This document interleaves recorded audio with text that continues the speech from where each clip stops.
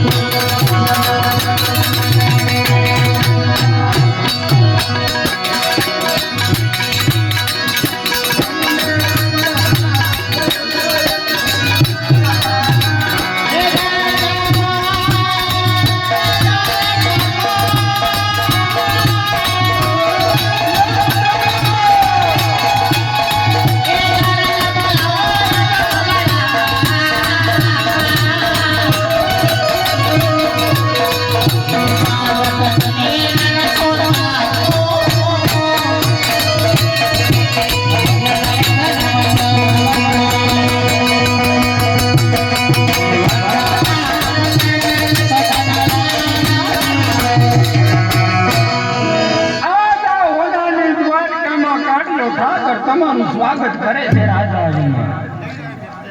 આજ તમે મને એ જણાવો, મેં તમને રાજ આપ્યું છે, મેં તમને પાદ આપ્યું છે, મેં તમને ધન આપ્યું છે, મેં તમને દોલત આપી છે, માયા આપી, મેં તમને મિલકત આપી. બોલો ને, એવી તો મેં કઈ વાતની તમને ખોટ રાખી કે આજ જેના કારણે આવા સાત સાત સમુદ્ર વરોડીને મારી દ્વારકામાં આવવું પડે છે?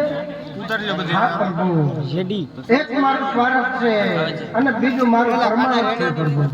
હે રાજા, તમારું સ્વાર્થ એટલે શું ને તમારું પરમાર્થ એટલે શું? હા પ્રભુ, મારું સ્વાર્થ પોકરણગઢની પ્રજા ગગલેને પગલે વાંચિયા મેળા મારી રહી છે પ્રભુ. માતા પુત્રની આશાએ દ્વારકા મારા દ્વારે આવેલો ભગત કોઈથી ખાલી હાથ જાતો નથી. રાજા આજમાં લોકો તમે હાંડો, તમે હાંડો, તમે હાથ.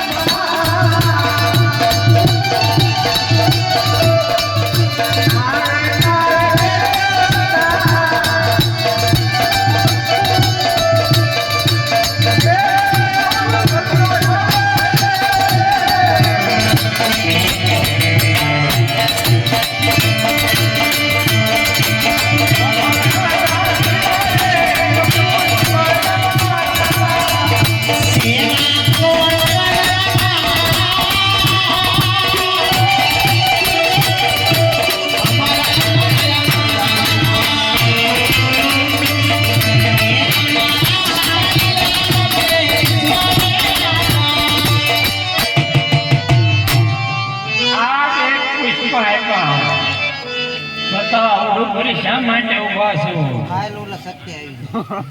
હા પ્રભુ, 100 રૂપિયા વાળા નો કહેવાય, એક પુત્ર વાળા નો કહેવાય. જો તમારે પુત્ર દેવો હોય તો આપના જેવો આ જગતમાં પૂંજવા લાયા. કારણ કે હજી મારું પરમાર્થ તો બાકી છે પ્રભુ. કોણ તે પોકરણગઢની ધરતીમાં છે ભેરવા નામનો રાક્ષસ 12 ગામ માટે મનુષ્ય પક્ષી નથી રાવા દેતો. તો એનો સહાય કરવા આપ પોતે મારા ઘરે અવતાર ધારણ કરો પ્રભુ. હે રાજા, આજ એક પુષ્પ આપ્યા છતાં તમે મારી માંગણી કરો રાજા. આ દ્વારિકાની અંદર મારા પુષ્પ આપો. આ દ્વારિકાની અંદર મારા જાતે વસને બંધાવવું પડશે રાજા. જો પોકરણગઢની અંદર હું જન્મ ધારણ કરું. મારી 48 વર્ષની ઉંમર પૂરી થાય, જ્યારે મારે સમાધિ લેવાની વેળા આવે ત્યારે તમારા હસ્તા મુખે મને સમાધિ લેવા દેશો ને. હે રાજા વચને કોઈ નાથ આપેલા એકવાર વિચાર કરજો. જો પોકરણગઢની અંદર મારી સમાધિ ગળાય, બ્રહ્મા વિષ્ણુ મહેશ જો મારી સમાધિનો પડદો ખોલે તો એમને ખોલવા દેતા નહીં. નહીતર તુમડા કુળમાં કૃષ્ણ કોઈ અવતાર ધારણ નહીં કરે. આનો મન કોલ આપો. હે રાજા ધન્ય છે તમને, ધન્ય છે તમારી ભક્તિને. હે રાજા અજમલ આટલું જ નહીં પણ ધન્ય છે તને જન્મ દેનારી જનતાને આજ તમે જીતી ગયા ને કાઢ્યો ઠાકર આવી ગયો. રાજા અજમલ હું કહું છું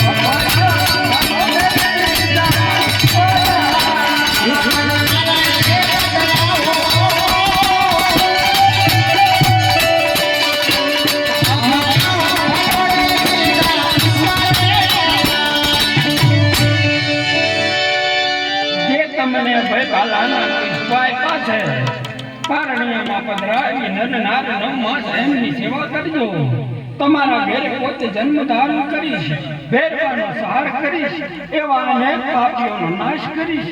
તમારી અનેક ઈચ્છા પોકરણગઢની અંદર હું પરિપૂર્ણ કરીશ. હા પ્રભુ, તો મને તિથિને સાજ પર આપો.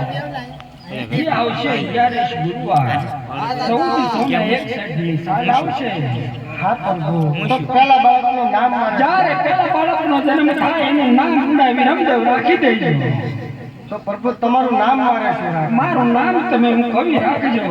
કારણ કે જ્યારે જ્યારે આ પૃથ્વી ઉપર પાપ થાય, જ્યારે જ્યારે અધર્મ વધે ધર્મ ઘટે, જ્યારે જ્યારે ગાયોનો વધ થાય ને ત્યારે મારે યુગે યુગે અવતાર ધારણ કરવો પડે છે. રાજા અજમલ હું કહું તમે સાંભળો.